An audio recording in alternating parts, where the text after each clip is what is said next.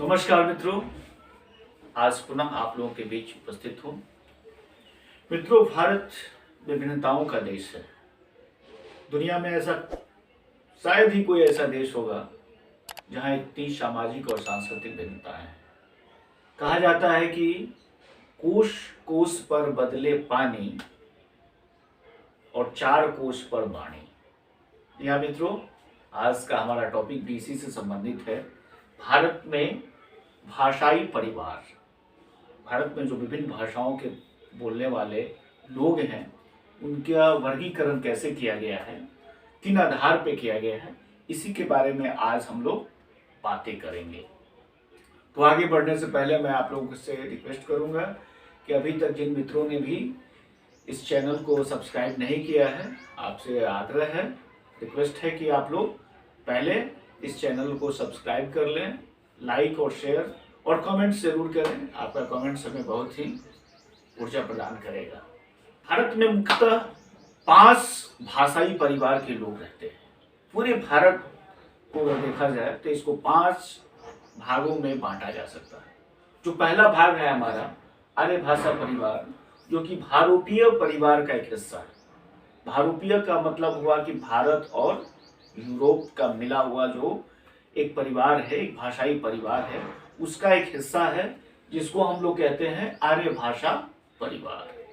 यह भारत के सबसे अधिक क्षेत्रों में बोली जाने वाली भाषाओं का एक समूह है। दूसरा जो हमारा परिवार है वो है द्रविड़ भाषा परिवार।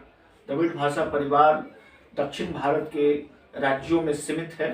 हालांकि इसका भी बहुत अधिक संख्या है, बोली जाने वाली लोगों की संख्या है, और इसमें कई भाषाओं का सम्मिश्रण है। इसके बारे में हम लोग अभी आगे बात करेंगे। पहले हम लोग वर्गीकरण पर देखते हैं। इसके बाद है इंडो आर्कटिक भाषा परिवार, जिसमें सबसे अधिक जो भाषा बोला जाता है इसमें मुंडा बोला जाता है, इसलिए इसको मुंडा भाषा परिवार भी कहा जाता है। इसके बाद है चीनी तिब्बती भाषा परिवार, और 5वां है अंडमानी भाषा परिवार। तो इन 5 भाषाई परिवारों से मिलकर भारत की पूरी जो भौगोलिक क्षेत्र है और सामाजिक सांस्कृतिक क्षेत्र है, इन 5 भाषा परिवारों को भी आप लोगों ने देखा। उसमें जो सबसे पहला परिवार हमारा है आर्य भाषा परिवार, जो भाषा परिवार का सबसे बड़ा हिस्सा है। इसमें मुख्यतः हिंदी, उर्दू, बांग्ला, असमिया, संस्कृत, पंजाबी, गुजराती, मराठी, कोंकणी, नेपाली, उड़िया, कश्मीरी, इन सारे, इसके अलावा और भी भाषाएं हैं, इन सारे भाषाओं का समूह है, परिवार है, जिसे हम लोग कहते हैं आर्य भाषा परिवार।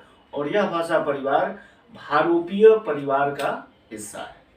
दूसरा जो हमारा सबसे बड़ा परिवार है वो है द्रविड़ भाषा परिवार। द्रविड़ भाषा परिवार तमिल, तेलुगु, कन्नड़, मलयालम, खुरुश, तुलु आदि भाषाओं का मिश्रण है। इसी तरह जो तीसरा हमारा है चीनी तिब्बती परिवार, वो है मणिपुरी, अंगामी, बोडो, त्रिपुरी, तागसा, मिजो आदि भाषाओं का एक परिवार है। इसके बाद है इंडो आर्कटिक परिवार, जिसे मुंडा परिवार भी कहा जाता है, जिसमें मुख्यतः मुंडा बहुत अधिक मात्रा में बोला जाता है, लेकिन मुंडा के अलावा मुंडारी, हो, संथाली, गुल, सवरा आदि भाषाओं को भी बोला जाता है। जो 5वां हमारा भाषा परिवार है वो है अंडमानी भाषा परिवार, जिसमें मुख्य रूप से अंडमानी, जावड़ा के अतिरिक्त ओंगे भाषा का भी प्रयोग किया जाता है। तो इस प्रकार 5 भाषाई परिवारों से मिलकर के हमारा पूरा भारत की भौगोलिक, सांस्कृतिक, सामाजिक पृष्ठभूमि तैयार होती है। और यह दुनिया का एक ऐसा देश है जहाँ 5 भाषाई परिवार के लोग एक साथ रहते हैं। भारत में जो भाषाई विविधताएं हैं, जो इतनी भाषा परिवार के लोग रहते हैं, तो इसके अगर जड़ में जाया जाए, इसके मूल में जाया जाए, तो 4 प्रमुख सिद्धांत इसके पीछे कार्य करते हैं।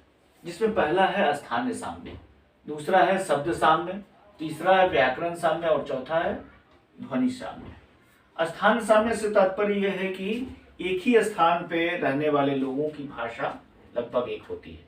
जैसे उदाहरण के तौर पे यहाँ हम लोग लें अवधी और ब्रज, दोनों का स्थान एक है, उत्तर पश्चिम उत्तर प्रदेश है, तो वहाँ पे दोनों का स्थान एक होने के कारण दोनों की भाषा एक है और यह एक ही भाषा परिवार के सदस्य हैं।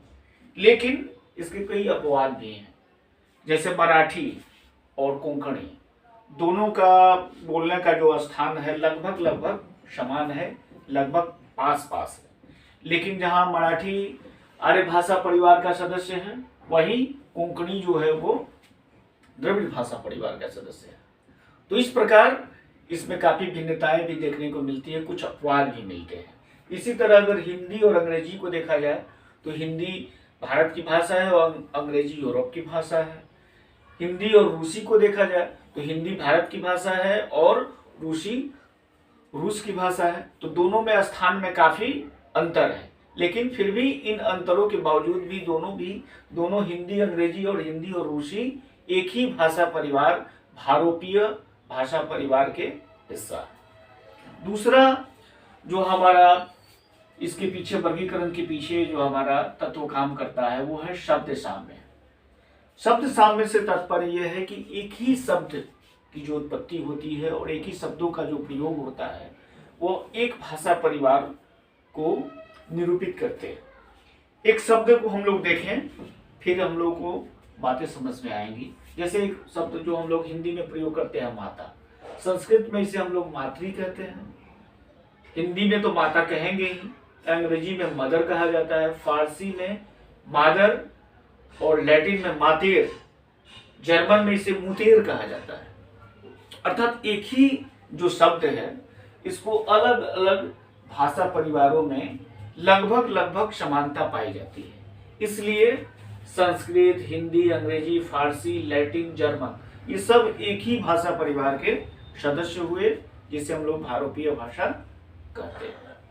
इसी तरह जो तीसरा और सबसे प्रमुख है वो है व्याकरण साम्य। व्याकरण साम्य में हम लोग शब्दों की निर्माण की जो प्रक्रिया होती है कि शब्द का निर्माण हम लोग कैसे करते हैं और इन शब्दों के निर्माण की प्रक्रिया में एक भाषा परिवार से जुड़े होते हैं।